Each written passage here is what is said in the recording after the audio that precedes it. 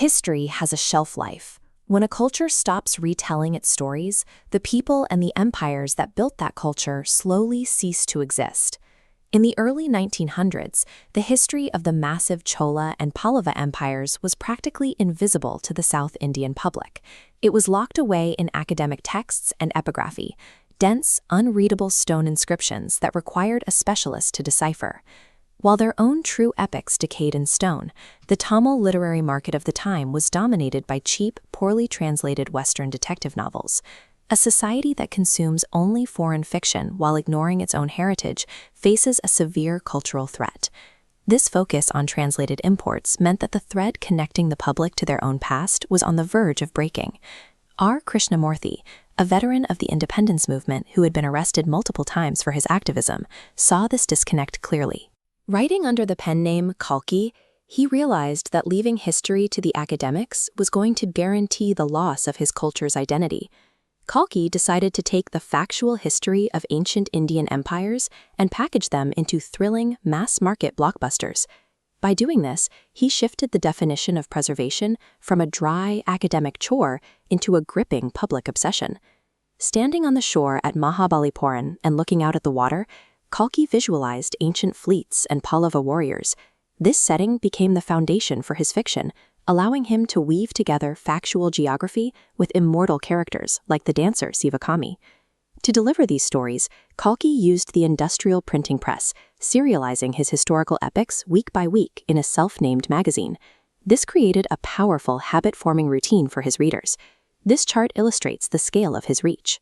While typical regional publications held modest baseline readerships, the serialization of Kalki's magnum opus, Ponniyin Selvan, pushed his magazine's circulation to 71,366 copies.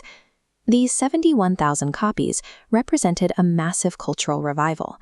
By providing thousands of households with a vivid, glorious past, Kalki gave a newly independent India a sense of historical continuity that academic texts never could.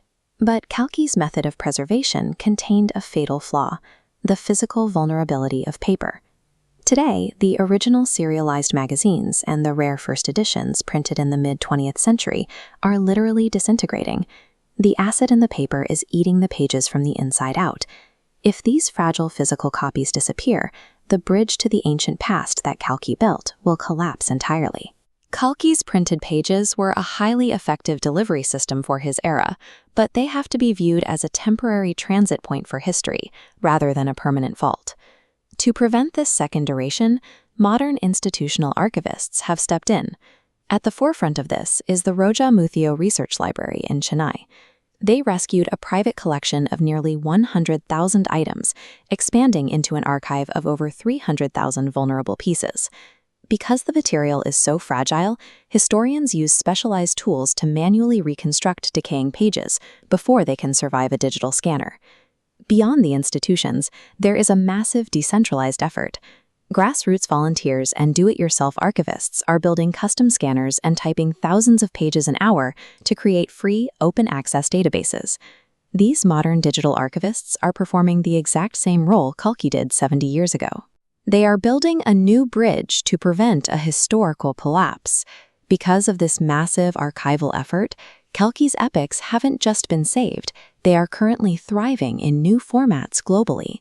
Those weekly 1950 serials have directly birthed top-rated multi-part audiobooks and high-demand e-commerce titles.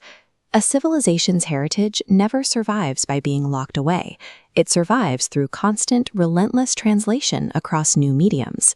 As long as history is willing to jump from stone inscriptions to paper novels to digital pixels, it will remain immortal.